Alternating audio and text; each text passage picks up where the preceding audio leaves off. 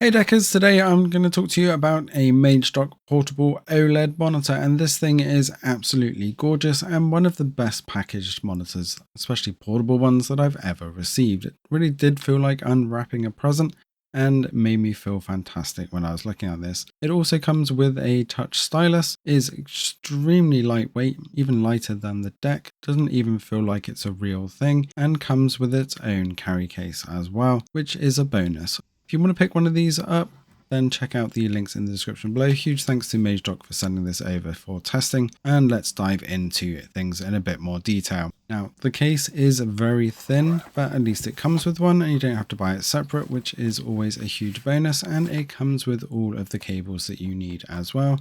On the non-padding side, we've got a nice little pocket for those cables and bits and pieces. As you can see, I was able to hold everything in there. We also have two USB-C, one for the power, headphone port, HDMI, and even a mini display port on this one instead of a mini HDMI, which is very useful if you need that as well. All the controls on the other side as well, with the menu, volume up, volume down, contrast and color and bits and pieces, also very good.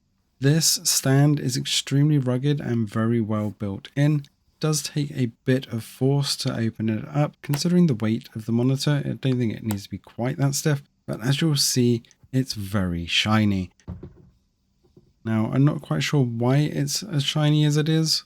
There's full color control on this as well, the touchscreen controls, and it is a touchscreen monitor, but there's a problem with that, which I'll come on to in a little while for the deck specifically. Brightness and volume are actually incredibly good on this. And you can see you got loads of range control, and we have HDR support as well, and also the color gamuts. So we want the 6500K for the OLED to match up on the deck.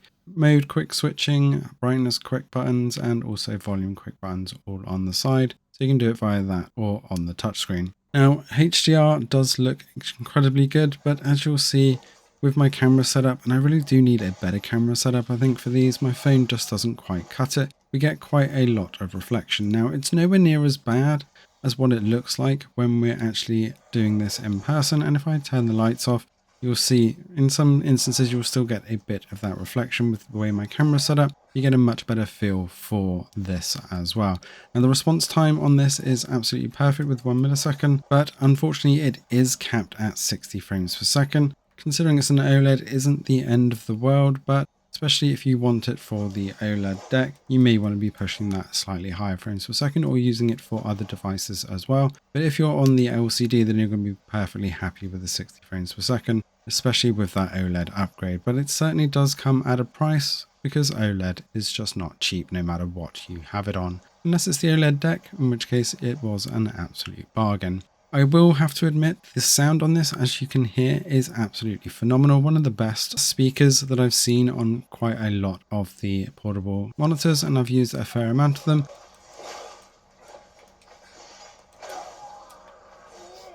It was good enough for me not to reach for headphones or an external speaker straight away. Although obviously if you are playing this with other people in the room, then you are going to want to put headphones on anyway. But if you do want to use it as a TV, then it is not an issue on the sound quality.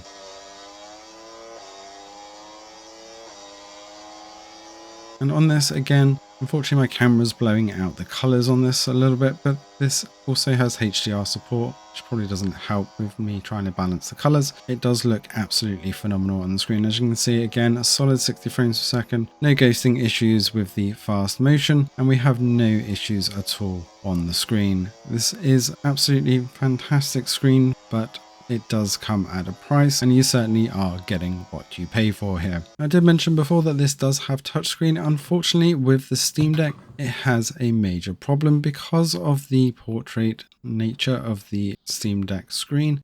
It does actually also think that the external screen is portrait as well, which means the touch isn't where you expect it to be. And this is a major issue, not just on this screen, but on others as well, with the output orientation being incorrect. As you can see, if I swipe, I get a cursor instead of actual touch input, and where I'm tapping is nowhere near where the cursor actually is. This is also a problem with the stylus. They said they were going to update the firmware, but I haven't received it yet, unfortunately. So the stylus doesn't work on Steam OS at all right now, even in desktop mode, but you can fix this touchscreen issue if you do run desktop mode on the deck. So that is something at least. If you do run this on a Windows device or any other devices though, that touchscreen works perfectly fine and the landscape orientation is as you would expect. Let us know in the comments below if you can be picking one of these up. Thanks for watching and see you in the next one.